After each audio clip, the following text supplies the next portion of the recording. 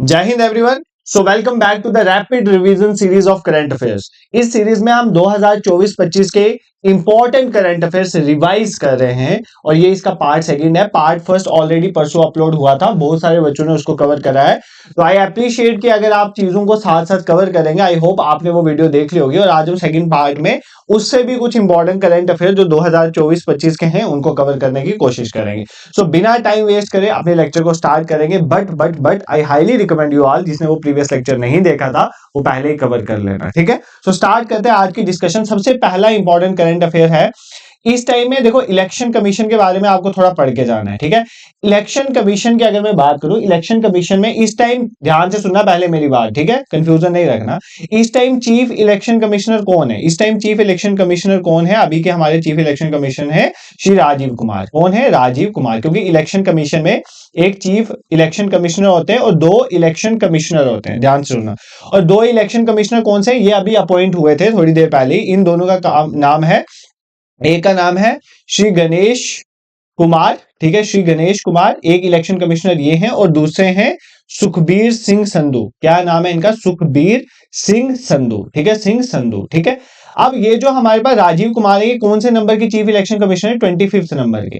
अब आप लोगों ने आज या कल की न्यूज में एक चीज सुना होगा कि गवर्नमेंट ने ये बोला है कि इसके बाद जो चीफ इलेक्शन कमिश्नर आएंगे वो कौन आएंगे? गणेश कुमार। तो आपके 26th चीफ इलेक्शन कमिश्नर कौन बनेंगे? गणेश कुमार, ठीक है। तो अब इसके बाद जो चीफ इलेक्शन कमिश्नर आने वाले हैं, इनकी अपॉइंटमेंट अभी होने वाली है, तो वो कौन है? गणेश कुमार। ये नाम आपने याद कर लेना, ठीक है।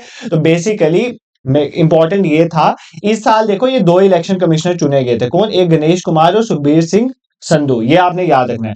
As present chief election commissioner कौन थे? राजीव कुमार। बट ये 25th नंबर के। बट अब इनको रिप्लेस कौन करेंगे? ये अनाउंस हो गया, गणेश कुमार इनको रिप्लेस करेंगे। ये चीज आपने याद रखनी है क्योंकि ये न्यूज में आया था आज, और मैंने इसको सबसे पहले ही कवर करवा दिया क्योंकि जो इंपॉर्टेंट चीज है उसको पहले कवर करेंगे, ठीक है।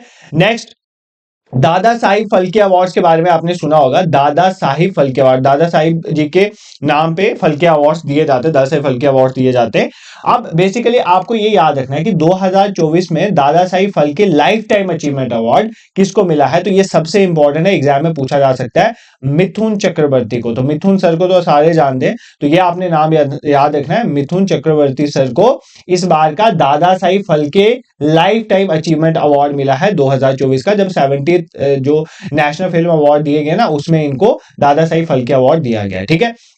अब इनको तो मिला लाइफ टाइम अचीवमेंट अवार्ड। अब इसी दादा साहिब फाल्के अवार्ड जब दिए जा रहे थे, इसी के दौरान बेस्ट एक्टर का अवार्ड किसको मिला? तो बेस्ट एक्टर का अवार्ड मिला जब दादा साहिब फाल्के अवार्ड दिए जा रहे थे, ध्यान से सुनो इस बात को, उसमें life time achievement award Mithun Chakraborty जी को मिला। बट बेस्ट एक्टर का अवार्ड किसको मिला? बेस्ट एक्टर का अवार्ड मिला शाहरुख खान को। किसको मिला? शाहरुख खान को। किसके लिए मिला? इनकी मूवी आई थी ना जवान, ठीक है, जवान मूवी अच्छी मूवी थी, तो उसके लिए इनको मिला, ठीक है, बेस्ट एक्टर का अवार्ड। बेस्ट एक्ट्रेस का अवार्ड किसको मिला? बेस्ट एक्ट्रेस का अवार्ड मिला रानी मुखर्जी को। किसको मिला? रानी मुखर्जी को मिला। किसके लिए मिला? इनकी मूवी आई थी मिसेस चैटर्जी वर्सेस नॉर्वे, ऐसा कुछ है ना नाम, Mrs Chatterjee versus Norway. Movie मैंने देखी नहीं, बट इस मूवी के लिए इनको बेस्ट एक्ट्रेस का अवार्ड मिला है, ठीक है।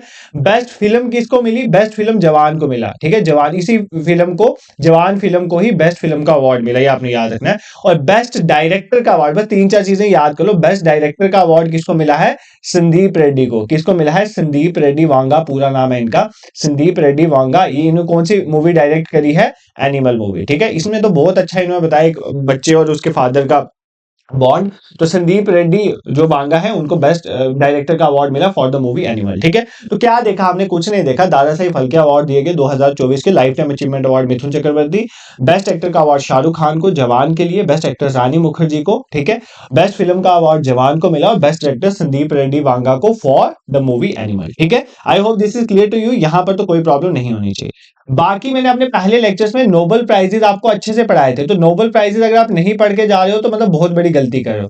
आपको पता होना चाहिए कौन सी फील्ड में किसको नोबेल प्राइज मिला गया। जैसे फॉर एग्जांपल पीस का तो रट के ही जाना, पीस की फील्ड में नोबेल प्राइज किसको मिला? एक ऑर्गेनाइजेशन थी ना, कहां, जापान की, निहॉन हिडंक्यो। निहॉन हिडंक्यो, कितनी बार तो यार आपको ये मैंने करवा दी है, निहॉन हिडंक्यो को मिला क्योंकि इन्होंने बेसिकली न्यूक्लियर वेपन्स को फ्री बना वर्ल्ड फ्री न्यूक्लियर वेपन्स बनाने में बहुत इंपॉर्टेंट रोल प्ले किया। जापान के हिरोशिमा नागासाकी पे ही गिरा था ना एटम बम। तो बेसिकली आपने याद रखना है नोबेल पीस प्राइज इसको मिला निहॉन हिडोंके, ये जापान की ऑर्गेनाइजेशन है, ठीक है, इतना आपने याद रखना है।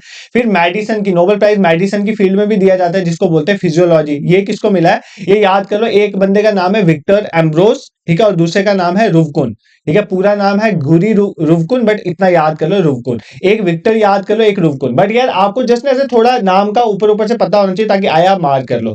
एक का नाम है विक्टर एम्ब्रोस और दूसरे का नाम है गैरी रुवकुन, बट आप विक्टर याद कर लो, रुवकुन याद कर लो। इनको क्यों मिला गया, क्योंकि इन्होंने माइक्रो आरएनए की फील्ड में इंपॉर्टेंट रोल, जीन रेगुलेशन में कैसे वो रोल प्ले करता है, इन सब की स्टडी करी है, ठीक है। फिजिक्स का इंपॉर्टेंट है यार, मुझे लगता है पूछ सकता है। फिजिक्स का जो है नोबेल प्राइज किसको मिला गया, एक बंदे का नाम याद कर लो होपफील्ड, एक नाम कर दो होपफील्ड और हिंटन, ये एचएस से याद कर लो, होपफील्ड हिंटन, ठीक है, इनको फिजिक्स में मिला। बेसिकली इन्होंने मशीन लर्निंग जो है उसके बारे में थोड़ी स्टडीज किया। अब एग्जैक्टली मैं नहीं बताऊंगा क्या क्या स्टडी हुआ, वो तो बहुत लंबा चल जाएगा। तो फिजिक्स में होपफील्ड, पूरा नाम है जॉन जे होपफील्ड और दूसरे का नाम है जॉफ्री ई हिंटन, बट आपने याद रखना होपफील्ड और हिंटन को मिला फिजिक्स में, ठीक है। केमिस्ट्री में किसको मिला, केमिस्ट्री में याद करो, केमिस्ट्री एक तो हमारे बेकर साहब हैं, तो बेकर से याद करो, एक बेकर हैं, एक हैसबीज हैं, कौन है हैसबीज, बेकर हैसबीज और जंपर, ठीक है, जंपर, ठीक है, बेकरी खा के हैसबीज ने जंप किया, ऐसा कुछ याद कर लो, बेकरी खा के हैसबीज ने जंप किया, तो बेकर हैसबीज एंड जंपर, ठीक है, डेविड बेकर, पूरा नाम David Baker, Demis Hassabis and John Jumper, इन तीनों को केमिस्ट्री में जो है मिला, ठीक है, नोबेल प्राइज मिला। क्यों, क्योंकि इन्होंने प्रोटीन डिजाइन में, प्रोटीन के स्ट्रक्चर की प्रोडक्शन में बहुत इंपॉर्टेंट रोल प्ले किया, ठीक है। लिटरेचर वाला इंपॉर्टेंट है, पूछ सकता है लिटरेचर, देखो लिटरेचर वाला क्यों इंपॉर्टेंट है, क्योंकि पीस वाला भी एक पर्सनैलिटी को मिला, लिटरेचर वाला भी एक पर्सनैलिटी को मिला, तो पूछा जा सकता है। हैन कैंग को मिला, किसको मिला, हैन कैंग को मिला, और इन्होंने एक इंपॉर्टेंट एक पोइटिक प्रोज बताया, जैसे कि हिस्ट्री में जो ट्रॉमास हुए हैं, ठीक है, उसकी वजह से हिस्ट्री में आपके जो ट्रॉमास आपकी लाइफ में होते हैं उसकी वजह से ह्यूमन बीइंग की जो पर्सनैलिटी है उसमें क्या फर्क पड़ता है, इन चीजों को इन्होंने इस पोइटिक प्रोज में बताया था। तो लिटरेचर में हैंगकांग को मिला। आपने मुझे बताना है ये कौन सी कंट्री से बिलोंग करती है, ठीक है, ये आप मुझे कमेंट सेक्शन में बताओगे, ठीक है। अब कौन सा रह गया, एक रह गया इकोनॉमिक्स में किसको मिला, ठीक है, इकोनॉमिक्स में किसको मिला, इकोनॉमिक्स में मिला, देखो इनके नाम है एस मोगलो, ठीक है, एस मोगलो, पूरा नाम है इनका डैरन एस मोगलो, ठीक है, और उसके बाद मिला बेसिकली जॉनसन को मिला, जिनका पूरा नाम है साइमन जॉनसन, और तीसरा मिला रॉबिन्सन को, ठीक है, रॉबिन्सन, पूरा नाम है इनका जेम्स ए रॉबिन्सन। तो एस मोगलो, जॉनसन, रॉबिन्सन, याद कर लो, इनको इकोनॉमिक्स में मिला। इन्होंने ये स्टडी किया बेसिकली जो हमारे सोसाइटी के इंस्टीट्यूशंस हैं उनका इकोनॉमी में क्या रोल है, जैसे मैरिज एक इंस्टीट्यूशन है, फैमिली एक इंस्टीट्यूशन, तो ये इकोनॉमी में कैसे रोल करते हैं उनका लिंक बेसिकली इन्होंने इस्टेब्लिश करा था, ठीक है। ऑल्दो मैंने नोबेल प्राइजेस पहले भी आपको लेक्चर्स में पढ़ाया हुआ, बट फिर भी रिवाइज कराने का रीजन इसलिए बनता है क्योंकि ये इंपॉर्टेंट है। तो बस पीस में निहॉन हिडोंका अच्छे से याद कर, लिटरेचर में हैन कैंग अच्छे से याद कर लेना। और क्यों मिला इनको, क्योंकि इन्होंने बेसिकली हमारे जो हिस्टोरिकल ट्रॉमाज है उनका ह्यूमन की लाइफ में क्या इंपैक्ट है उसको स्टडी करने में हेल्प किया। मेडिसिन में किसको मिला, विक्टर एंड रुवकोन को मिला। फिजिक्स में होपफील्ड हिंटन, ये तो नहीं बोलेगा, और केमिस्ट्री का तो बोल नहीं सकते, ठीक है, हैसबिस ने बेकरी खा के जंप किया, ठीक है, जंपर, ये ऐसे याद कर लो। और इकोनॉमिक्स में एस मोगलो, जॉनसन, रॉबिन्सन। अब याद करना आपका काम है, मेरा काम था आपको एक बार थोड़ा थोड़ा रिलेट करके बताना, ठीक है। बाकी इसके बाद आपको पता है रामसर साइट्स डिक्लेयर होती हैं, ठीक है, 2 फेब को हम बनाते हैं, 2 फेब को हम बनाते हैं रामसर डे, ठीक है, 2 फेब को हम बनाते हैं रामसर डे। क्यों, 2 फेब 1971 में Ramsar is a place in Iran, वहां पर हमने बोला था कि हम अपने वेटलैंड को प्रोटेक्ट करेंगे, ठीक है, वेटलैंड्स को प्रोटेक्ट करें, इसलिए हम इसको वर्ल्ड्स वेटलैंड डे के रूप में भी बनाते हैं, वर्ल्ड्स वेटलैंड डे के रूप में भी बनाते हैं, ये आप सबको पता है। इसकी थीम आप मुझे कमेंट सेक्शन में बताओगे। आज मैं आपको काम दे रहा हूं, अब देखो ना, अब ये सीरीज स्टार्ट हो चुकी है, अब रैपिड रिवीजन सीरीज अब भागेगी। पहले दिन तो मैं आराम से था, अब ये भागेगी, तो अब भागेगी तो कुछ चीजें आप भी करोगे। जैसे रामसर, मैंने आपको कुछ चीजें बता दी, 2 फेब को हम बनाते हैं वर्ल्ड वेटलैंड डे बनाते हैं।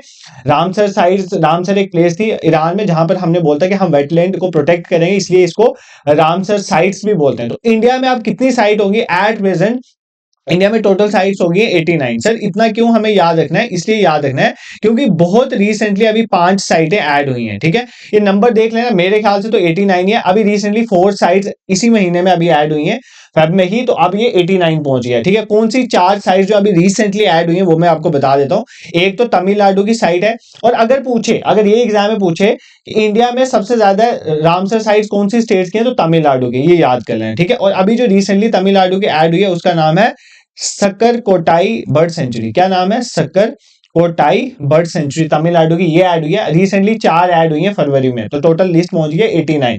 तो तमिलनाडु की कौन सी ऐड हुई है, सक्करकटाई, ठीक है। और एक और तमिलनाडु से ऐड हुई है जिसका नाम है थेरथंगल बर्ड सेंचुरी। क्या नाम है, थेरथंगल बर्ड सेंचुरी, ठीक है। सिक्किम की एक ऐड हुई है, सिक्किम की एक ऐड हुई है जिसका नाम है खीचियोपैलरी वेटलैंड, खीचियोपैलरी वेटलैंड, ठीक है। देख लेना यार इसका स्पेलिंग, खीचियोपैलरी वेटलैंड, ये याद कर लो। और एक अभी ऐड हुई है झारखंड की, आई थिंक ये झारखंड की पहली ऐड हुई है, तो इसका नाम है उदवा लेक। क्या नाम है, उदवा लेक, ठीक है। तो ये याद कर, ये इंपॉर्टेंट है क्योंकि झारखंड की आई थिंक पहली ऐड हुई है उदवा लेक, तो इसको देख लें एक बार, इसको वेरीफाई कर लेना। तो हमने क्या देखा कि हमने कहा कि इंडिया की total Ramsar site at present 89 है, 4 रिसेंटली ऐड हुई है, 2 तमिलनाडु की। और मैंने आपको ये भी बोला सबसे ज्यादा रामसर साइट्स कहां से हैं, तमिलनाडु से हैं। सिक्किम की भी बता दी और झारखंड की उदवा लेक, जो आप अच्छे से याद करोगे एग्जाम में पूछा जा सकता है, ठीक है। तो बड़ी बड़ी जो 2-3 चीजें थी वो हमने कवर कर ली। अब छोटे छोटे फैक्ट्स देखेंगे जो एग्जाम के लिए इंपॉर्टेंट, जैसे फॉर एग्जांपल मैंने आपको कल एक बताया था अंजी खाद ब्रिज के बारे में बताया था, ठीक है। वो बहुत इंपॉर्टेंट है क्योंकि अगर हम बात करें केबल स्टेट रेलवे ब्रिज बना है इंडिया का, तो आपने उसे मैंने आपको ये भी बताया था कि इंडिया के सबसे बड़ा जो है केबल स्टेट ब्रिज कौन सा है, वो भी मैंने आपको बताया था।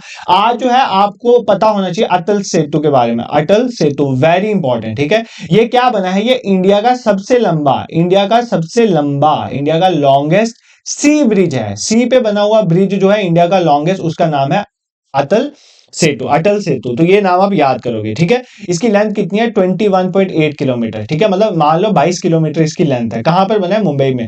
मुंबई से लेकर नवी मुंबई पे, नवी मुंबई तक ये बना है बेसिकली। इंडिया का लॉन्गेस्ट सबसे लंबा सी ब्रिज है, सी ब्रिज है, ये याद कर लें। इसका नाम क्या है, अटल सेतु, ठीक है। I hope this is clear to you, ये आपको याद हो गया, दिस इज इंपॉर्टेंट। इसको अच्छे से देख के जाना और जो उनके साथ रिलेट करके पढ़ो, जो मैंने आपको अंजी खाद ब्रिज के बारे में बताया था, फिर वो जो दूसरा बताया था, उन दोनों के बारे में आपको पता होना चाहिए, ठीक है। तो ऐसे याद करके पढ़ोगे तो काम बन जाएगा आपका। नेक्स्ट देखो, अब एक और इंडिया में पहले क्या क्या वो देख लेते हैं। अब वर्ल्ड का पहला, इंडिया का सिर्फ बात नहीं कर रहा, वर्ल्ड का पहला black tiger safari, black tiger safari है, सवारी जाती है मतलब देखने के लिए, तो आप जाते हो लाइन देखने, ये वो kind of. Black tiger safari जो है ये वर्ल्ड की पहली कहां पर स्टार्ट हुई है, ओडिशा में। कहां पर, ओडिशा में। और ओडिशा में कहां पर, आपका सिमलीपल टाइगर रिजर्व है ना, सिमलीपल टाइगर रिजर्व, वहां पर बेसिकली, ठीक है। टाइगर रिजर्व, ठीक है, टाइगर रिजर्व कहां पर है, मयूरभंज में है, ओडिशा में। आपने ये याद रखना है, वर्ल्ड का पहला ब्लैक टाइगर सफारी कहां पर, ओडिशा में, ओडिशा के सिमलीपल टाइगर रिजर्व में, बिल्कुल भी नहीं भूलोगे, दिस इज इंपॉर्टेंट। अब नेक्स्ट और इंपॉर्टेंट डेवलपमेंट क्या हुई है, इंडिया की first dark sky park, dark sky park. Sir ये क्या होता है डार्क स्काई पार्क, पहले तो ये समझाओ डार्क स्काई पार्क किसको बोलते हैं। कुछ नहीं होता, देखो कोई भी एक पार्क है, कोई एक पार्क है मान लेते हैं, या कोई ऑब्जर्वेटरी, उसके सराउंडिंग एरिया जहां पर हम आर्टिफिशियल लाइट नहीं आने देते। आर्टिफिशियल लाइट मतलब जैसे लोगों के घरों की लाइट नहीं होगी या ट्रांसपोर्ट की लाइट नहीं होगी। इससे क्या होगा, इससे ये होगा कि अगर हमें एस्ट्रोनॉमी की स्टडी करनी है, मतलब हमें आपको स्पेस की स्टडी करनी है या तारों को देखना, अच्छी तरह से देखना, तो हम कर सकते हैं। तो ये इंडिया का पहला डार्क स्काई पार्क जो बना है, ये आपने याद रखना है कहां पर है, महाराष्ट्र में बेसिकली। कौन से पार्क को बनाया है, मतलब आपका पार्क का नाम याद कर लेना, पार्क का नाम है पेंच टाइगर रिजर्व। कौन सा पार्क है हमारे पास, पेंच टाइगर रिजर्व। पेंच टाइगर रिजर्व जो है इंडिया का पहला, पेंच टाइगर रिजर्व जो है इंडिया का पहला जो है वो डार्क स्काई पार्क बना। तो ये याद कर लेना कौन सा है, पेंच टाइगर रिजर्व, ये आप नहीं भूलोगे, ठीक है। पेंच टाइगर रिजर्व क्यों, क्योंकि नाइट स्काई को बेसिकली अगर हमें अच्छे से देखना है, लाइट पोल्यूशन को रोकने के लिए हमने पेंच टाइगर रिजर्व में इंडिया का पहला डार्क स्काई पार्क बनाया, ये आपने रट लेना है, ठीक है। दिस इज इंपॉर्टेंट, एग्जाम में इसमें से क्वेश्चन पूछा जा सकता है, ठीक है। नेक्स्ट देखते हैं। देखो अभी मैं टाइगर के बारे में कुछ बता रहा हूं। देखो आपको पता है इंडिया का सबसे बड़ा टाइगर रिजर्व कौन सा है, टाइगर रिजर्व सुना हुआ है ना आपने नाम, इंडिया का सबसे बड़ा टाइगर रिजर्व कौन सा है, ये एक स्टैटिक जीके का फैक्चुअल क्वेश्चन आपको पता होना चाहिए। इंडिया का सबसे बड़ा टाइगर रिजर्व जो है नागार्जुना सागर श्रीशैलम टाइगर रिजर्व है, कहां पर है, आंध्र प्रदेश में। क्या नाम है, नाग अर्जुना श्रीशैलम, श्रीशैलम टाइगर रिजर्व, ठीक है। ये इंडिया का सबसे बड़ा टाइगर रिजर्व है। अभी न्यूज में ये नहीं है, ये मैं आपको जस्ट एक स्टैटिक फैक्ट बता रहा हूं। न्यूज में ये है कि इंडिया का तीसरा लार्जेस्ट टाइगर रिजर्व बन रहा है, ठीक है। कहां पर बन रहा है, पहले तो आपको स्टेट पता होनी चाहिए, छत्तीसगढ़। कौन सा, छत्तीसगढ़ में अप्रूव हुआ है ये, ठीक है। और इसका नाम क्या है, गुरु घासीदास, गुरु घासीदास तैमूर पिंगला, तैमूर पिंगला टाइगर रिजर्व, ठीक है, तैमूर पिंगला टाइगर रिजर्व, ये आपने याद करना है, ठीक है, दिस इज इंपॉर्टेंट। और मतलब क्या है कहने का मतलब, इंडिया का सबसे बड़ा टाइगर रिजर्व है नागार्जुना सिस्टम टाइगर रिजर्व, वो आंध्र प्रदेश में, ये आपको पता होना चाहिए। बट इंडिया का थर्ड लार्जेस्ट टाइगर रिजर्व जो अप्रूव हुआ है वो छत्तीसगढ़ में अप्रूव हुआ है, उसका नाम है गुरु घासीदास तमोर पिंगला टाइगर रिजर्व, ये आप बिल्कुल नहीं भूलोगे, दिस इज इंपॉर्टेंट, ठीक है, दिस इज क्लियर। तो यहाँ पर आपको कोई दिक्कत नहीं है। क्या क्या देखा हमने, इंपॉर्टेंट देखा, हमने देखा अटल सेतु के बारे में पढ़ा, इंडिया का सबसे लंबा सी ब्रिज बन रहा है, 22 किलोमीटर के अराउंड है, कहां पे, मुंबई से, नवी मुंबई में। फिर हमने देखा वर्ल्ड की पहली, सिर्फ इंडिया की नहीं बात हुई, तो देखो कितना इंपॉर्टेंट है, ब्लैक टाइगर सफारी जो है ओडिशा में स्टार्ट हुई सिमलीपाल टाइगर रिजर्व के बाद। इंडिया का पहला डार्क स्काई पार्क जो है वो कौन सा है, पेंच टाइगर रिजर्व, ठीक है, पेंच टाइगर रिजर्व। नेक्स्ट हमने देखा कि सबसे बड़ा टाइगर रिजर्व जो है नागार्जुन सिस्टम है, ये न्यूज करंट का पार्ट नहीं है, बट करंट का पार्ट ये है कि इंडिया ने अभी अप्रूव किया कि थर्ड लार्जेस्ट जो टाइगर रिजर्व है वो छत्तीसगढ़ का गुरु घासीदास तमोर पिंगला टाइगर रिजर्व बनेगा, जो आपको याद रखना है, ठीक है, समझ आ गया। अब उड़ीसा की बात चल रही थी ना, उड़ीसा की बात चल रही थी, और उड़ीसा के साथ ऊपर अगर हम चल जाए, नॉर्थ ईस्ट में असम है। असम के सीएम कौन है, हिमंत बिस्वा, आप सबको पता है, ठीक है। असम के लिए मैंने आपको एक इंपॉर्टेंट न्यूज है जो आप याद कर लो, मे भी एग्जाम में एक दो नाम चेंज हुए, बता देता हूँ। एक जगह का नाम था करीमनगर, क्या नाम था, करीमगंज, सॉरी करीमगंज था एक जगह का नाम, उसका नाम चेंज करके श्रीभूमि किया है, श्रीभूमि, ठीक है, क्या नाम चेंज किया है, श्रीभूमि, ठीक है। तो करीमगंज का नाम चेंज हुआ है श्रीभूमि, कहां पर, असम में, ये याद कर लेना। और आपका अंडमान एंड निकोबार की कैपिटल क्या है, पोर्ट ब्लेयर, तो पोर्ट ब्लेयर का नाम आपको पता है ना, वो होम मिनिस्टर अमित शाह ने अनाउंस किया, पोर्ट ब्लेयर का नाम चेंज किया, क्या नाम रखा, श्री विजयपुरम, श्री विजयपुरम, तो ये भी याद कर लेना, श्री विजयपुरम। ये सारा 2024 में हुआ है, तो श्री विजयपुरम जो है कैपिटल जो है अंडमान एंड निकोबार की, डायरेक्ट पोर्ट पे उसका नाम चेंज हुआ। अपनी फैक्चुअल नॉलेज की आप मुझे बता सकते हो, Andaman and Nicobar islands are group of island, Port Blair कौन से आइलैंड में आता है, ठीक है, अंडमान में आता है, निकोबार में भी आता है। अंडमान में आता है तो कौन से अंडमान में आता है, नॉर्थ में आता है, मिडल में आता है, साउथ में आता है, ये चीज आपने देखनी है, ठीक है। उसके बाद इंपॉर्टेंट करंट अफेयर क्या है, इंडिया का पहला बायोपॉलीमर, इंडिया का फर्स्ट बायोपॉलीमर मतलब ऑर्गेनिक पॉलीमर जो है, इंडिया का पहला फैसिलिटी कहां पर बनी है, तो पुणे में बनी है, कहां पर बनी है, पुणे में बनी है, ये फैक्ट आपने याद रखना है। इंडिया का फर्स्ट बायोपॉलीमर फैसिलिटी जो है कहां पर इनॉग्रेट हुई है, पुणे में इनॉग्रेट हुई है, you should remember the place, this is important, ठीक है। अब देखो हमने दादा साहिब फाल्के अवार्ड देख लिए किस किस को मिले, अब मैं चाहता तो मैं उसके साथ साथ ही आपको ये भी पढ़ा सकता था कि इस बार के आईफा अवार्ड्स किस किस को क्या मिला, बट मैंने इसलिए वहां पर नहीं बताया क्योंकि कंफ्यूजन हो जाती है। अब मैं आपको बता देता हूं, इस बार के जो 24th आईफा अवार्ड दिए गए, ठीक है, 24th आईफा अवार्ड दिए गए, अबू धाबी यूएई में दिए गए। इसमें आपको याद रखना है इसमें बेस्ट फिल्म किसको मिला, वहां पर जवान थी ना, यहां पर बेस्ट फिल्म किसको मिला है, आईफा अवार्ड्स में, ठीक है, आईफा अवार्ड में बेस्ट फिल्म मिला है एनिमल को। कौन सी मूवी को मिला है बेस्ट फिल्म का अवार्ड, एनिमल को मिला, ये आपने याद रखना है, ठीक है। अब बेस्ट डायरेक्टर वहां पर एनिमल के डायरेक्टर को मिला था, यहां पर नहीं मिला, इसमें बेस्ट डायरेक्टर का अवार्ड मिला है, 12th फेल मूवी आई ना, 12th फेल आईएएस बनना है ना, तो 12th फेल मूवी के जो बेसिकली डायरेक्टर थे जिनका नाम है विदु विनोद चोपड़ा, उनको मिला है, ठीक है। तो बेस्ट डायरेक्टर का किसको मिला है, विदु विनोद चोपड़ा, जिन्होंने बेसिकली कौन सी मूवी है 12th फेल को डायरेक्ट किया, ये आपने याद रखना है। बेस्ट एक्टर का यहां भी शाहरुख खान को ही मिला है, तो बेस्ट एक्टर का यहां भी शाहरुख खान सर को ही मिला है, शाहरुख खान सर को मिला है जवान के लिए। और बेस्ट एक्ट्रेस का रानी मुखर्जी है, तो बेस्ट एक्ट्रेस का रानी मुखर्जी आप याद रखोगे, मिसेस चैटर्जी वर्सेस नॉर्वे के लिए आप याद रखोगे। बाकी मैं नहीं बताऊंगा, बाकी तो बहुत कुछ आता है, बहुत सारे अवार्ड दिए जाते हैं, बट इंपॉर्टेंट जो थे मैंने आपको बता दिए। Best film Animal, best director जो है Vidhu Vinod Chopra for the movie, कौन सी मूवी के लिए, 12th फेल के लिए, ठीक है। तो ये कुछ इंपॉर्टेंट चीजें थी जो आपने कवर करी, ठीक है। नेक्स्ट इंपॉर्टेंट करंट पे मूव करते हैं। आप देखो एक चीज आपने देखा होगा कि हमारा जो बेसिकली न्याय की देवी है, ठीक है, जिनको लेडी जस्टिस स्टैचू बोलते हैं, आपने देखा ना उनके आंख में पट्टी होती है, ठीक है, और साथ में एक हाथ में उन्होंने वो पकड़ा होता है वेट एंड मेजर, तखड़ी जिसे बोलते हो काइंड ऑफ, दूसरे में उनके स्वॉर्ड थी। अब कुछ चेंजेस किए गए उसमें, ठीक है, उसमें क्या चेंजेस किए, पहले तो वो जो पट्टी थी ब्लाइंड फोल्ड उसको रिमूव कर दिया है, तो ये याद कर लेना, ब्लाइंड फोल्ड। अब जो नई जो है लेडी जस्टिस का स्टैचू है ना, उसमें ब्लाइंड फोल्ड को रिमूव कर दिया, अब आंखें खुली हुई हैं, ठीक है, तो ब्लाइंड फोल्ड जो है रिमूव हो गया।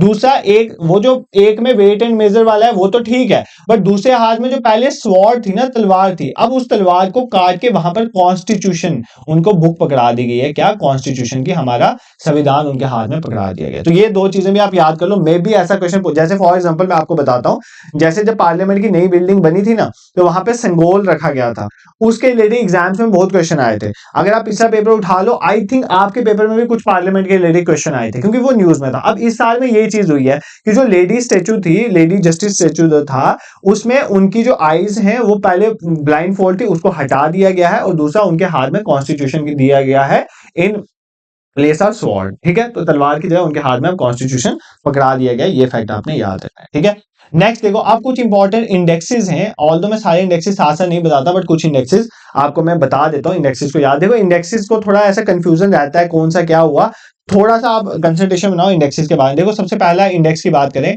एशिया का थर्ड मोस्ट पावरफुल नेशन कौन सा उभर गया है? देखो कुछ नहीं है, एक इंडेक्स बेसिकली निकालता है लोवी इंस्टीट्यूट। लोवी इंस्टीट्यूट, क्या लोवी इंस्टीट्यूट कहां का इंस्टीट्यूट है? ऑस्ट्रेलिया का इंस्टीट्यूट है। ठीक है, ऑस्ट्रेलिया का इंस्टीट्यूट है जिसका नाम है लोवी इंस्टीट्यूट। ये एक इंडेक्स निकालता है, क्या? Asia power index. क्या निकालता है? एशिया में सबसे पावरफुल कौन है? Asia power index. ठीक है, इसने निकाला 2024 का। इसमें इसने फर्स्ट रैंक दिया यूएसए को, सेकंड रैंक दिया चाइना को, और थर्ड रैंक दिया इंडिया को। ये आपने याद रखना है। तो लोवी इंस्टीट्यूट ऑस्ट्रेलिया ने जो एशिया पावर इंडेक्स निकाला उसमें first rank USA, second China, third India. ये चीज आपने याद रखी। ठीक है, उसके बाद एक आई वर्ल्ड टैलेंट रैंकिंग। कौन सी कंट्री सबसे ज्यादा टैलेंटेड है? ठीक है, world talent ranking 2024, world talent ranking 2024 ये कौन निकालता है? जो international institute of management development है ना, इसका नाम है international institute of management development. पहले तो आपको ये पता होना चाहिए निकालता कौन, तो वर्ल्ड टैलेंट रैंकिंग जो है international institute of management development वो निकालता है। इन्होंने रैंकिंग निकाली, इसमें टॉप किसने करा है? टॉप किया जिस कंट्री ने, उसका नाम है स्विट्जरलैंड। टॉप किसने किया? स्विट्जरलैंड में। और इंडिया का रैंक कितना है? इंडिया का 58 रैंक है। ठीक है, टॉप में स्विट्जरलैंड है। ये आपने, मैंने आपको बोला है जब भी आपको इंडेक्स पढ़ना है दो चीजें पढ़नी है, कौन निकालता है, और तीन चीजें, दो कौन निकालता है, सेकेंड टॉप किसने करा, और इंडिया का रैंक कितना है। ठीक है, तो जिसमें इंडिया है टॉप है वो तो बहुत इंपॉर्टेंट। तो इंडिया की 58th रैंकिंग है। अगर हम टैलेंट की बात करें, जो बोल रहे हैं, कौन बोल रहा है? International institute for management development. ठीक है, अब अगर मैं इनोवेशन की बात करूं कि पूरे ग्लोबल इनोवेशन मतलब कौन सी कंट्री ज्यादा इनोवेटिव है, तो ग्लोबल इनोवेशन इंडेक्स एक आता है। ठीक है, इसको कौन निकालता है? इसको निकालता है basically विपो। विपो stands for world intellectual property organisation. World intellectual property organisation एक इंडेक्स निकालती है जिसका नाम है ग्लोबल इनोवेशन इंडेक्स। इसमें जो टॉप रैंक है वो किसका है? स्विट्जरलैंड का। कोई इतना फर्क नहीं है, बट इसमें इंडिया का रैंक अच्छा है। इंडिया का रैंक 39 है। कितना रैंक है इंडिया का? 39। ये आपने याद रखना। This is clear. Global innovation index, देखो रैंकिंग में 5-6 बढ़ा दूंगा आज इंपॉर्टेंट वाली, बाकी कुछ और लेक्चर्स में कर, एक ही बार में वो नहीं करता कि मतलब सारी चीजें बता दूं और आपको पता ही नहीं चले किसका क्या था। मैंने आज आपको एक तो बताया, एशिया पावर इंडेक्स में इंडिया का रैंक थर्ड है। वर्ल्ड टैलेंट रैंकिंग में इंडिया का रैंक जो है 58 है, स्विट्जरलैंड टॉप है। ग्लोबल इनोवेशन में भी स्विट्जरलैंड टॉप है, इंडिया का रैंक 39 है। ये आपने याद रखना। अब एक और इंपॉर्टेंट, ये बहुत न्यूज में आया था इसलिए क्योंकि इसमें इंडिया की बहुत अच्छी सिचुएशन, तो ये आपने याद रखना है। एक ना ग्लोबल साइबर सिक्योरिटी इंडेक्स निकला। क्या निकला? ग्लोबल साइबर सिक्योरिटी की, साइबर सिक्योरिटी की फील्ड में किसी कंट्री की क्या कंडीशन है, तो ये इंडेक्स आया 2024 का। इसमें ना वो डिफरेंट कंट्रीज को टीयर 1, टीयर 2, टीयर 3 में करते हैं। इसमें इंडिया जो आया वो टीयर 1 में आया। ये चीज आपने याद रखना है। इंडिया किस में आया? टीयर 1 में। इंडिया का जो स्कोर था वो स्कोर था 98.49। ठीक है, 100 में से इंडिया का स्कोर कितना है? 98.49। मतलब जिन भी कंट्रीज का 95 से ऊपर स्कोर है ना वो टीयर 1 में आती है। तो आपने याद रखना है इंडिया टीयर 1 में आई है। इंडिया का स्कोर कितना है? 98.49। जरूरी नहीं है सिर्फ इंडिया में, इंडिया से ऊपर भी है, जैसे ऑस्ट्रेलिया भी है, बेल्जियम भी है, ब्राजील भी है, इजिप्ट भी है, बांग्लादेश, यूनाइटेड स्टेट, यूके, सब टीयर 1 में आए। इंडिया भी आया है, तो आपने याद रखना इंडिया टीयर 1 में है। तो एग्जाम में गलती से टीयर 2, टीयर 3 नहीं लगा देना। तो ग्लोबल साइबर सिक्योरिटी इंडेक्स में इंडिया की रैंकिंग जो है बेसिकली इंडिया टीयर 1 में है। ये फैक्ट आपने याद रखना है। ठीक है, आई नो कि ये चीजें बहुत ऐसे वो हो जाती हैं, मतलब करंट अफेयर को याद करना बहुत डिफिकल्ट है यार। मैं पढ़ाता हूँ तो मुझे तब नहीं याद रहता, आप सुन के कैसे, बट आपके पास ऑप्शन है, आप वीडियो को 1-2 बार सुन सकते हो। प्लस मतलब पहली बार आराम से सुनो, दूसरी बार 1.5x, तीसरी बार 2x, तो दिमाग में बैठ जाएगा। बट एक चीज मैं आपको बता देता हूँ, मैं चुन चुन के चीजें ला रहा हूँ जो मुझे बहुत इंपॉर्टेंट लग रही है, और ये रैपिड रिवीजन सीरीज आपके लिए बहुत हेल्पफुल रहेगी, इतना मैं आपको बोल सकता हूँ। 1-2 इंडेक्स और देख लेते हैं। एक और इंडेक्स आया, ये आपके कोर्ट का एग्जाम है तो पढ़ना is important. Rule of law index. ठीक है, रूल ऑफ लॉ इंडेक्स आया 2024 का। इसमें ये कौन निकालता है, पहले वो बात करते हैं। World justice report. क्या? वर्ल्ड जस्टिस रिपोर्ट जो है इसको निकालती है, that is rule of law index. इसमें टॉप किसने करा है? टॉप करने वाली कंट्री है इसमें डेनमार्क। तो कौन सी कंट्री ने टॉप किया है? डेनमार्क ने। इंडिया का रैंक कितना है? इंडिया का रैंक इज 79। तो रट लो, बेसिकली हमारा जो रूल ऑफ लॉ इंडेक्स है वो कौन निकालता है? वर्ल्ड जस्टिस प्रोजेक्ट निकालता है। इसमें टॉप कंट्री रही डेनमार्क, उसके साथ नॉर्वे भी रही है, डेनमार्क आपने याद रखना है, और इंडिया की रैंक जो है वो 79 रही है, ये आपने याद रखना है। ठीक है, this is clear, I hope आपको समझ आया। एक और देख लेते हैं इंडेक्स, ठीक है, क्योंकि ये भी इंपॉर्टेंट है। देख, लॉजिस्टिक परफॉर्मेंस इंडेक्स, मतलब किसी कंट्रीज में लॉजिस्टिक की परफॉर्मेंस कैसी है, मतलब सामान उठा के एक जगह से दूसरी जगह लेके जाना कितना ईजी है। ठीक है, लॉजिस्टिक परफॉर्मेंस इंडेक्स में अगर मैं बात करें, इसमें इंडिया की रैंकिंग कितनी है? 38th rank. कौन निकालता है? ये वर्ल्ड बैंक निकालता है, तो इंपॉर्टेंट है। इंडिया की रैंकिंग कितनी है? इंडिया की रैंक है 38 रैंक है। इंडिया की कितनी रैंक है? 38 रैंक है। इसमें टॉप किसने करा है? सिंगापुर ने करा है। टॉप किसने करा है? सिंगापुर ने करा है। ये चीज आपने याद है। ठीक है, दिस इज क्लियर। सर कुछ समझ नहीं आ रहा है, सब हवा हवा हो रहा है। तो देखो, हवा हवाई नहीं बनना है, चीजें कुछ दिमाग में आनी भी चाहिए। देखो मैं आपको बता दूं, जैसे ये इंडेक्सेस होते हैं ना, ये कुछ इंपॉर्टेंट हैं, बट मैं इनमें से भी, देखो मैं सब इंपॉर्टेंट ला रहा हूं, बट इनमें से भी इंपॉर्टेंट आपको बता दूं, जो ये वाली चीजें होती हैं, जैसे ये जस्टिस वाला मैंने आपको पॉइंट बताया। ठीक है, उसके बाद ये जो चीजें मैंने आपको बताई, ठीक है, जैसे पोर्ट ब्लेयर का नेम चेंज हुआ, फिर मैंने आपको ये चीजें बताई, जैसे ये वाले जो फैक्ट है ना, अटल सेतु के बारे में, या वर्ल्ड का फर्स्ट ब्लैक टाइगर सवारी, ऐसे क्वेश्चन बहुत ज्यादा एग्जाम में पूछे जाते हैं। तो ज्यादा आप इंफेसाइज, अभी भी इस वीडियो में भी आप इंफेसाइज उन चीजों पे कर सकते हो जहां पर मोस्ट इंपॉर्टेंट चीजें एग्जाम में आती हैं। ठीक है, बाकी कोर्ट रिलेटेड कोई भी करंट अफेयर है वो मत छोड़ना, नहीं तो फिर पछताओगे। ठीक है, ऐसा नहीं हो जाए। और बाकी एक चीज मैं आपको ये चीज सजेस्ट करूंगा, देखो अगर आप मेरे यूट्यूब चैनल से पढ़ रहे हो, और अगर आपको लग रहा है कि जेन्युइनली अच्छे से पढ़ाया जा रहा है, कुछ अच्छे से डिलीवर किया जा रहा है आपको, तो यार आपको ना मतलब शेयर करना चाहिए चीजों को। ठीक है, अपने फ्रेंड्स वगैरह के साथ, जो भी कंपिटिटिव की प्रिपरेशन में भी, कुछ बच्चे जूनियर असिस्टेंट की नहीं कर रहे, बट जेकेपीएसआई की कर रहे हैं, या जेकेएसएसबी के एग्जाम्स कर रहे हैं, आपके जूनियर्स हैं, आपके साथ हैं, आपके सीनियर्स हैं, तो यूट्यूब में वो सारा कंटेंट अवेलेबल है, तो डू शेयर इट। क्योंकि मतलब देखो, आपको चीजें पढ़ाई जा रही है तो आगे भी पहुंचेगी, तो मेरा जो मोटो था इस यूट्यूब चैनल को स्टार्ट करने का, वो पूरा होगा कहीं तक। तो आप मेरे को इसमें हेल्प कर सकते हो। और अगर अभी तक आपने यूट्यूब चैनल को सब्सक्राइब नहीं किया, and if you genuinely like our content, तो you should subscribe our YouTube channel also. ठीक है, तो स्टार्ट करते हैं। आगे से ज्यादा मतलब एडवर्टीजमेंट मत करा करो, पढ़ाया भी करो। ठीक है, चलो पढ़ते हैं। अभी चेयरपर्सन चुने गए लोकपाल के, तो लोकपाल के चेयरपर्सन चुने। लोकपाल क्या? एंटी करप्शन का काम करते हैं, वैसे करप्शन वगैरह को देखने का काम होता है। एंटी करप्शन बॉडी है इंडिया की, लोकपाल। इसके रिसेंटली चेयरपर्सन चुने गए, इनका नाम आपने याद रखना है, अजय मणिकराव खानविलकर। सर नहीं पढ़ा जा रहा है।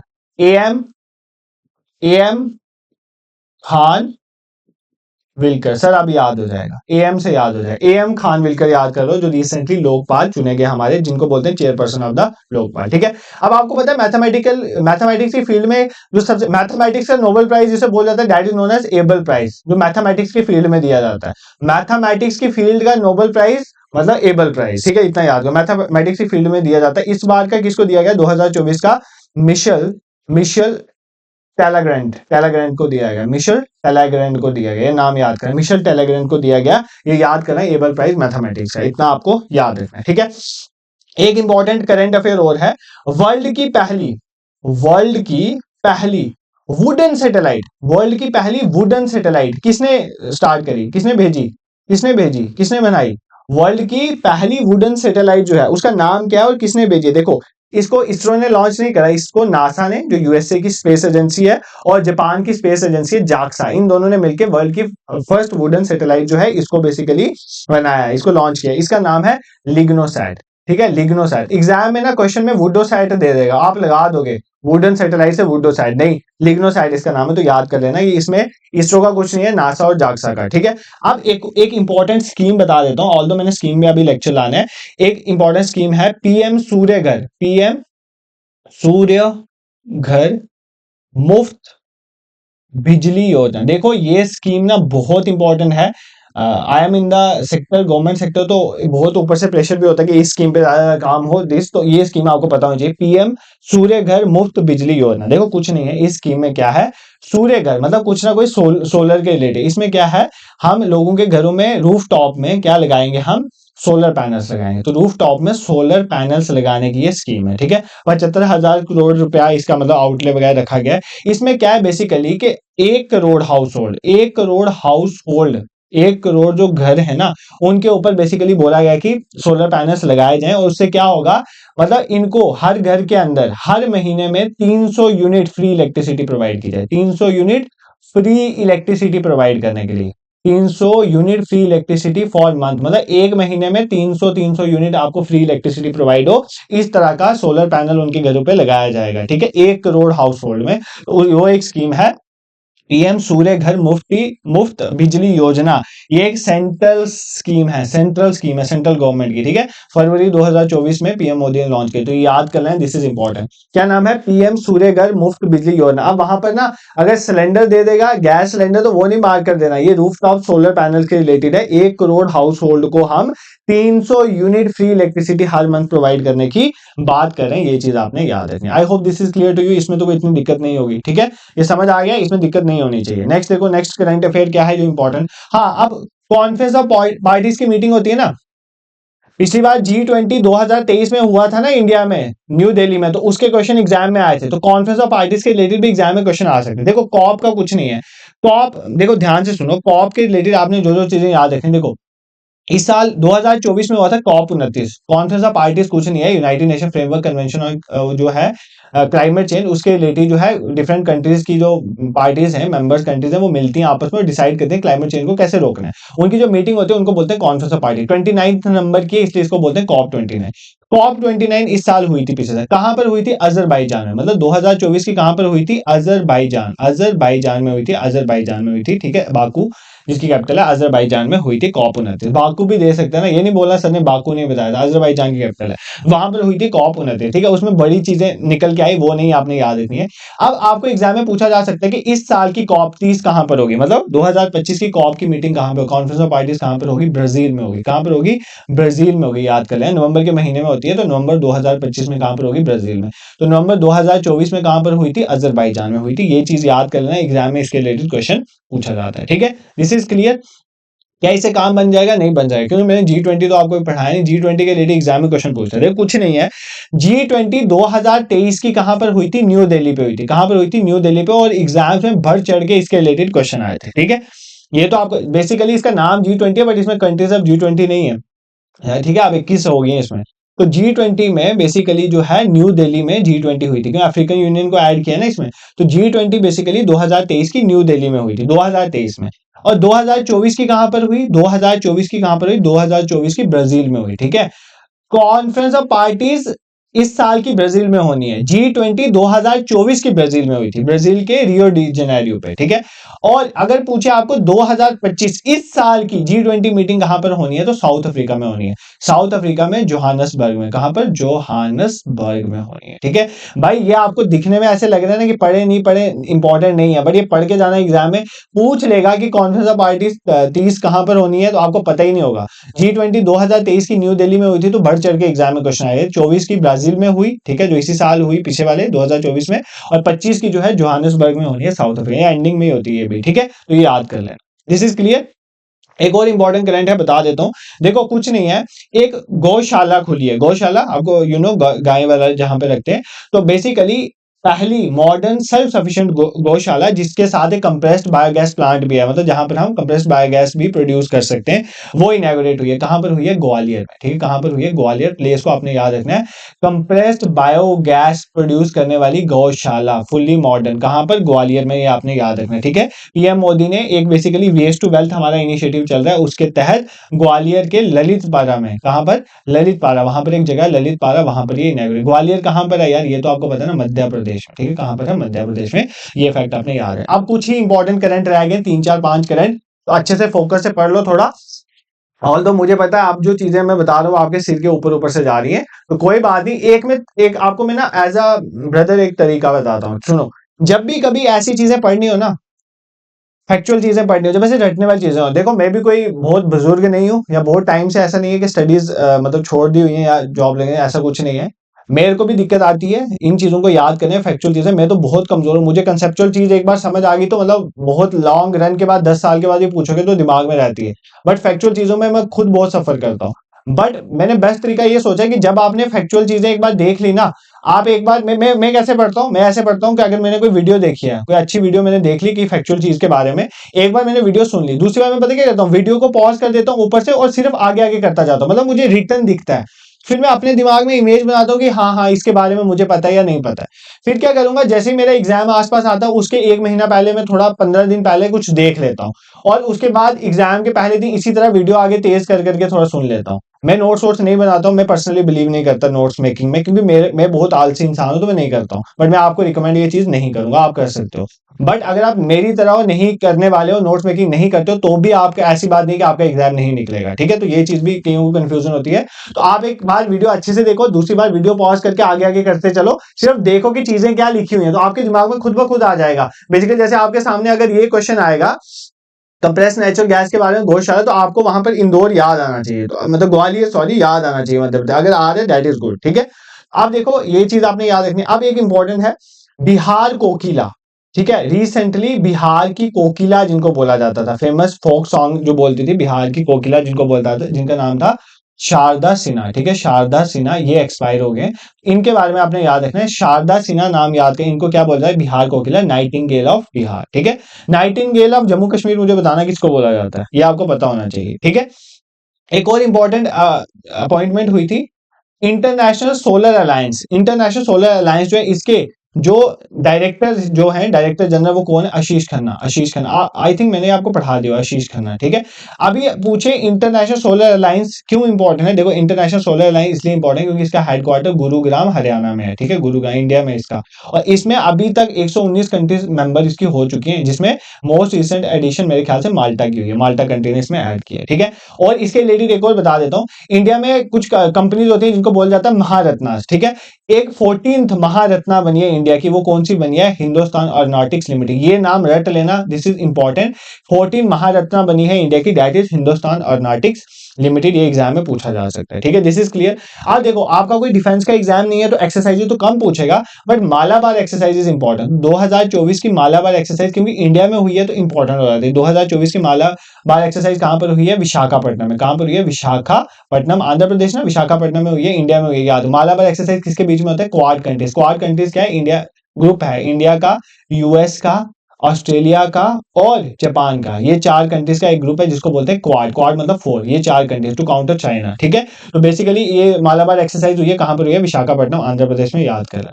फिर मैंने आपको कुछ miss world, miss universe, miss India ये सब पढ़ा दिया था लास्ट लेक्चर, बट एक चीज भूल गई थी, that is miss India world wide. इनका भी ना, जब ये इनको मिला था मिस इंडिया वर्ल्ड वाइड, तो ये बहुत न्यूज बनी थी। और आप मानोगे इस बात को कि मैंने वो सब पढ़ाए, और कुछ ऐसे बच्चे होते देखो, हर एक पर्सन का अलग अलग नेचर होता है। मुझे वो बहुत अच्छे लगते हैं इंसान जो हेल्प कर करके आगे चलते हैं। मतलब फॉर एग्जांपल एक होता है ना, जैसे देखो 2 तरह के इंसान होते हैं। एक होते हैं मैं किसी को नहीं बताऊंगा और मैं अचीव करके फ्रंट में पहुंच जाऊंगा, ठीक है, मुझे फर्स्ट आना है, मुझे किसी को कुछ नहीं बताना। एक होते हैं दूसरी कैटेगरी, जो हम आते हैं बैक बेंचर्स, जो क्लास में थे। हमारा होता है कि मैं भी पास हो जाऊं और साथ में 3-4 और पास हो जाए। तो वैसे वाले कुछ बच्चे होते हैं जो फिर हेल्प कर देते हैं मेरी, मतलब कैसे हेल्प कर देते हैं, जैसे फॉर एग्जांपल मैंने ये पढ़ाया आपको और किसी ने मुझे इंस्टाग्राम पे मैसेज डाल दिया कि सर आपने सब पढ़ाया, but miss India world wide जब मिला था तो बहुत न्यूज चली थी, तो वो भी एक बार बच्चों को बताया। तो ऐसे मतलब ऐसे जो एक्सपीरियंस होते हैं ना, मैं हमेशा दिल से उनका स्वागत करता हूँ। द रीजन बीइंग दैट उनका भी ये मोटो होता है कि चाहे हम थर्ड पहुंच जाए, फर्स्ट आने की कोई नहीं, बट अपने साथ 3-4 को और ले चलो। तो ऐसे ही हेल्प किया करो। अगर आपको कुछ इंपॉर्टेंट लगता है तो आप कमेंट सेक्शन में डाल दिया करो, ताकि बाकी बच्चे पढ़ लो। और कहीं ना कहीं एक चीज मेरी याद रखना, कहीं ना कहीं हम मेहनत करते हैं और कहीं ना कहीं ऊपर वाले की वजह से कुछ चीजें रुक जाती हैं, काइंड ऑफ स्पिरिचुअल बीइंग पे। तो अगर आप अच्छे से ऐसे हेल्प करते हो ना सबको, तो वो ऊपर से भी हेल्प मिल जाती है, ठीक है। ये आपको समझ नहीं आएगा वैसे, चलो इसका आंसर है ध्रुवी पटेल। यार ये बहुत न्यूज आई थी, पता नहीं मैंने कैसे स्किप कर दिया। ध्रुवी पटेल जो है, इनको मिस इंडिया वर्ल्ड वाइड मिला था यूएसए से, ठीक है, इंडियन ओरिजिन की, यूएसए, ध्रुवी पटेल, आप नाम याद कर लोगे, इंपॉर्टेंट है। फिर उसके बाद कुछ और इंपॉर्टेंट, बस 1-2 चीजें बता देता हूँ इंपॉर्टेंट, तो आज यहीं पर लेक्चर को एंड करेंगे। देखो कुछ नहीं है, आपने सुना था एक टाइफून आया था जिसका नाम था टाइफून यागी, ठीक है, यागी। इसने कहां पर, म्यांमार, वियतनाम हो गया, लाओस जो हमारा एरिया है साउथ ईस्टर्न वाला, तो उसको बेसिकली जो बहुत मतलब हैम्पर कर रहा था, ठीक है। उसको हेल्प करने के लिए इंडिया ने जो मिशन लॉन्च किया था, उस मिशन का नाम था ऑपरेशन सद्भाव, ठीक है। तो ऑपरेशन के रिलेटेड एग्जाम में क्वेश्चन आते हैं। अगर पूछे रिसेंट 2024 में ऑपरेशन सदभाव क्या था, कुछ नहीं था, जो बेसिकली म्यांमार, वियतनाम और लाओस वाले एरिया में टाइफोन जागी की वजह से जो वहां पर ह्यूमैनिटेरियन असिस्टेंस हमने भेजा, वो कौन से थ्रू भेजा, हमने ऑपरेशन सदभाव के थ्रू भेजा। ठीक है, अब स्पोर्ट्स की एक दो चीजें बताऊंगा, वो कवर कर लो, उसके बाद आप लेक्चर को कंक्लूड करेंगे। सबसे पहली बात, 2024 का एक वुमेन एशियन चैंपियन ट्रॉफी हुई हॉकी की फील्ड में। वुमेन एशियन चैंपियन ट्रॉफी में, क्रिकेट की बात नहीं कर रहा हूं, हॉकी की वुमेन एशियन चैंपियन ट्रॉफी हुई बेसिकली हॉकी की फील्ड में, और इसमें कौन जीता है, इसमें जीता है इंडिया। ये याद कर लेना। कहां पर हुई थी, बिहार में हुई थी, इसलिए इंपॉर्टेंट है, बिहार में हुई थी। ठीक है, और इसमें जीता कौन, इंडिया। इंडिया ने चाइना को हराया, तो ये तो ज्यादा इंपॉर्टेंट हो जाता है। और बेस्ट प्लेयर किसको मिला था, दीपिका सहरावत को मिला था। ठीक है, ये नाम आप नहीं बोलोगे। ठीक है, दीपिका सहरावत का आप नाम नहीं बोलोगे। ठीक है, उसके बाद इसके साथ साथ जुड़ती हॉकी की एक चीज बता देता हूं। बेसिकली कुछ नहीं है, जो इंटरनेशनल हॉकी फेडरेशन है वो कुछ अवार्ड्स देती है, तो इस बार उन्होंने ओमान में अवार्ड दिया, उसमें mains player of the year award किसको मिला, mains player of the year. देखो, हॉकी इंटरनेशनल हॉकी फेडरेशन की बात कर रहा हूं, इंडिया की नहीं, इंटरनेशनल लेवल में हॉकी फेडरेशन हर साल के अवार्ड देती है। क्या अवार्ड देती है, इंटरनेशनल हॉकी फेडरेशन हर साल के अवार्ड देती है। क्या अवार्ड देती है, जैसे फॉर एग्जाम्पल एक अवार्ड देती है कि mains player of the year कौन है, तो mains player of the year award जो है इंडियन को मिला है। ठीक है, इंडियन हॉकी प्लेयर को मिला है, जिनका नाम है हरमनप्रीत सिंह। इसलिए ये इंपॉर्टेंट हो जाता है फॉर योर एग्जाम, तो हरमनप्रीत सिंह का नाम आप याद रखें, इंडिया से बिलोंग करते हैं। Women's player of the year किसको मिला था, जिबी जैनसन को मिला था। जिबी जैनसन नीदरलैंड की है। ठीक है, और mains goalkeeper of the award, mains goalkeeper of the year award, goalkeeper कौन रहे ऑफ द ईयर अवार्ड, वो किसको मिला है, वो पीआर श्रीजेश को मिला है, और वो भी इंडियन हॉकी टीम के प्लेयर हैं। ठीक है, तो ये दो नाम तो याद कर ले, वुमेन वाला नहीं भी याद रहे तो कोई बात नहीं, मोस्ट प्रोबेबली वो नहीं पूछेगा, बट फिर भी याद करना, Yibbi Jansen Netherland. But men's player of the year award किसको मिला, Harmanpreet Singh, Indian hockey team. Men's goalkeeper का पीआर श्रीजेश। ठीक है, ये भी इंडियन हॉकी टीम। ये नाम रख लेना, ये कौन देता है, इंटरनेशनल हॉकी फेडरेशन देती है। कहां पर दिया, मस्कट ओमान में दिया इस बार 2024 का, तो ये नाम आपने याद करना है। फिर इसी तरह स्पोर्ट्स रिलेटेड एक ईरानी ट्रॉफी होती है ना, ईरानी कप जिसे आप बोलते हैं। ईरानी कप कौन से स्पोर्ट के साथ एसोसिएटेड है, क्रिकेट से एसोसिएटेड है। इस बार का जो ईरानी कप था 2024 का, ये किसने जीता था, मुंबई की टीम ने जीता था। इसने रेस्ट ऑफ इंडिया को हराया था। किसको हराया था, रेस्ट ऑफ इंडिया को। जीता किसने था, मुंबई ने जीता था। ठीक है, क्या बहुत हो गया, नहीं, कुछ भी नहीं है। स्पोर्ट्स में दो तीन चीजें ही बताई। सबसे पहले मैंने आपको ये बताया कि जो वुमेन का एशियन चैंपियन हुआ, इसमें हॉकी में बिहार में हुआ, उसमें इंडिया की टीम जीती और दीपिका शेरावत को प्लेयर ऑफ द ईयर मिला। फिर इंटरनेशनल हॉकी फेडरेशन जो है बेसिकली ये कुछ अवार्ड देती है, इसमें mains player of the year award Harmanpreet Singh Indian को मिला, मेंस गोलकीपर का भी पीआर श्रीजेश इंडियन को मिला। ये आपने ईरानी कप जो है इंडिया ने जीता है। ठीक है, 2 मिनट लगा के इंपॉर्टेंट चीजें देख लेते हैं। Miss India world wide Dhubri Patel, this is important. Malabar exercise इस बार की विशाखापट्टनम में हुई है। 14वां जो महारत्ना अवार्ड जो है, महारत्ना जो है डिक्लेयर हुई है company Hindustan aeronautics limited. International solar alliance के जो नए चेयरपर्सन जो है आशीष खन्ना थे, गुरुग्राम हरियाणा में इसका हेडक्वार्टर है। बिहार की कोकिला शारदा सिन्हा को बोला जाता है, जो भी है एग्जैक्टली नाम देख लेना। ठीक है, उसके बाद ग्वालियर में कंप्रेस्ड नेचुरल गैस कम गौशाला जो है वो ग्वालियर मध्य प्रदेश में, ये आपने याद रखना। फिर मैंने कुछ आपको G20 समिट कहां पे होनी है, कौन सी पार्टीज, उसके बारे में बताया। एक पीएम सूर्य घर मुफ्त बिजली योजना के बारे में बताया। रूफटॉप पे सोलर पैनल्स लगाए जाएंगे, 1 करोड़ हाउस होल्ड में 300 यूनिट हर महीने फ्री बिजली, अपने घर पे भी लगवा लो। ठीक है, वर्ल्ड फर्स्ट वुडन सैटेलाइट जो है उसका नाम है लिग्नोसैट, नासा और जाक्सा ने मिलकर बनाई है। इसरो नहीं लगा देना, नहीं है इसमें। एबल प्राइज मैथमेटिक्स का मिशेल को मिला, इतना याद कर लो। ठीक है, लोकपाल एम खनवाईकर आपने नाम याद कर लेना है। ठीक है, उसके बाद हमने देखा कुछ इंडेक्सेस के बारे में, ये आप रट लोगे, ये फैक्चुअल चीज है जो आपको रटनी ही पड़ेगी। उसके बाद ये इंपॉर्टेंट था कि जो इस बार जो हमारी लेडी जस्टिस स्टैचू है उसमें ब्लाइंड फोल्ड हटा दिया गया है, स्वॉर्ड की जगह हमने कॉन्स्टिट्यूशन को रख दिया गया। ये इंपॉर्टेंट एग्जाम पूछा जा सकता है। फिर हमने जो हमारे अवार्ड दिए गए, जैसे दादा साहेब फाल्के अवार्ड्स के बारे में देखा, उसके बारे में देखा बेस्ट फिल्म वगैरह किसको मिला। उसके बाद पोर्ट ब्लेयर का नाम श्री विजयपुरम कर दिया गया। बायोपॉलीमर जो है वो पुणे में बन रहा है। असम में एक करीमगंज था, उसका नाम श्री भूमि कर दिया हमने, ये हमने याद रखा। फिर इंडिया का लार्जेस्ट टाइगर रिजर्व हमें पहले से पता था, 3rd largest tiger reserve Chhattisgarh में जो है अप्रूव हुआ है, जिसका नाम है गुरु घासीदास तोमर पिंगला टाइगर रिजर्व। ठीक है, और इंडिया का फर्स्ट डार्क स्काई पार्क जो है पेंच टाइगर रिजर्व है। इंडिया का पहला वर्ल्ड का पहला ब्लैक टाइगर सफारी इंपॉर्टेंट है, ओडिशा का नियर सिमलीपाल टाइगर रिजर्व। फिर अटल सेतु की बात करें, इंडिया का सबसे लंबा सी ब्रिज, ये इंपॉर्टेंट क्वेश्चन है। फिर रामसर साइट्स के बारे में जो अभी 4 रिसेंटली ऐड हुए, उसके बाद उससे पहले हमें नोबेल प्राइज देखे। पीस का तो रट लेना अच्छे से, फिजिक्स का देख लेना हॉफील्ड और हिंटन, केमिस्ट्री का तो बोल नहीं सकते बेकर, हैसेबिस ने बेकरी खा के जंप किया, ठीक है। उसके बाद लिटरेचर ने हैंकॉन्ग, जो इन्होंने बताया कि बेसिकली हमारे जो हिस्ट्री के ट्रॉमाज है वो कैसे ह्यूमन लाइफ को इंपैक्ट करते हैं, ठीक है। उसके बाद हमने दादा साहिब, ये तो लाइफ टाइम अचीवमेंट तो रट लेना, मिथुन चक्रवर्ती सर को मिला। उसके बाद chief election commissioner Rajiv Kumar. अब जो नेक्स्ट कौन आएंगे, गणेश कुमार, ये इनको अनाउंस कर दिया गया है, ठीक है। तो 26 बनाए, कल की या आज की न्यूज है।